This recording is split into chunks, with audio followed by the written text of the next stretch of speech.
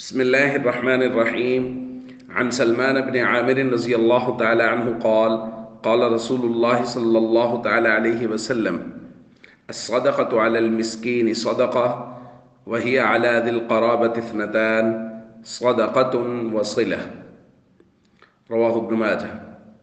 نبی کریم صلی اللہ علیہ وسلم نے ارشاد فرمایا، مسکین و فقیر کو صدقہ دینا صرف صدقہ ہے، اور رشتہ دار کو صدقہ دینا دو چیزیں ہیں، ایک صدقہ اور دوسرا صلہ رحمی۔ دوستو، یہ بات کی جا رہی ہے کہ زکوٰۃ کن لوگوں کو دی جا سکتی ہے، اور اس میں ہم نے کل یہ بات کی تھی کہ رشتہ داروں کو زکوٰۃ دینا زیادہ ثواب رکھتا ہے۔ اور آج بھی نبی کریم صلی اللہ علیہ وسلم کی جو حدیث پڑھی گئی، حضور نے فرمایا کہ رشتہ داروں کو جو صدقہ زکوٰۃ وغیرہ دی جاتی ہے، اس کے اندر دو ثواب کے پہلو ہیں، ایک تو یہ ہے کہ وہ صدقہ ہے، اور دوسرا صلہ رحمی کا ثواب ہے۔ آج یہ مناسب سمجھا جا رہا ہے کہ ان رشتہ داروں کا ذکر کر لیا جائے جن کو زکوٰۃ دی جا سکتی ہے اور جن کو زکوٰۃ نہیں دی جا سکتی۔ تو اس حوالے سے ایک اصولی بات سمجھ لینی چاہیے کہ وہ جن سے ہم پیدا ہوئے ہیں اور وہ جو ہم سے پیدا ہوئے ہیں ان کو زکوٰۃ نہیں دی جا سکتی۔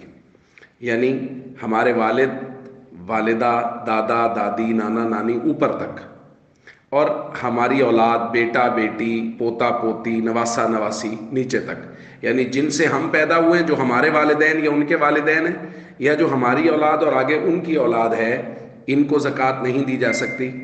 اور شوہر بیوی کو اور بیوی شوہر کو زکوٰۃ نہیں دے سکتے۔ اس کے علاوہ ہر رشتہ دار کو زکوٰۃ دی جا سکتی ہے۔ بھائی بہن کو زکوٰۃ دے سکتا ہے، بہن بہن کو زکوٰۃ دے سکتی ہے، بہن بھائی کو زکوٰۃ دے سکتی ہے، خالہ کو، پھپھو کو، ماموں کو، چچا کو، تایا کو، ان سب کو زکوٰۃ دی جا سکتی ہے۔ آگے ان کی اولادوں کو، خالہ زاد بھائی، پھپھو زاد بھائی، ان کو زکوٰۃ دی جا سکتی ہے۔ تو ان سب رشتہ داروں کو زکوٰۃ دینا جائز ہے، نہ صرف جائز ہے بلکہ رشتہ داروں کو زکوٰۃ دینا وہ زیادہ افضل اور پسندیدہ ہے۔ اس لیے حکم یہ دیا گیا ہے کہ سب سے پہلے زکوٰۃ کا حساب کرنے کے بعد زکوٰۃ نکالتے وقت جب ہم دیکھیں کہ ہم نے کس کو دینی ہے، تو سب سے پہلے اپنے اعزاء اقربا اور اپنے رشتہ داروں میں دیکھیں، جو مستحق ہو ان کو زکوٰۃ دی جائے۔ اور یہ بات درخواست کی جا رہی ہے کہ زکوٰۃ دیتے وقت ان کو یہ بتانا ضروری نہیں ہے کہ یہ زکوٰۃ ہے، بس نیت کر لینا کافی ہے۔ بتانا ضروری نہیں ہے کہ کہیں ان کی عزت نفس مجروح نہ ہو۔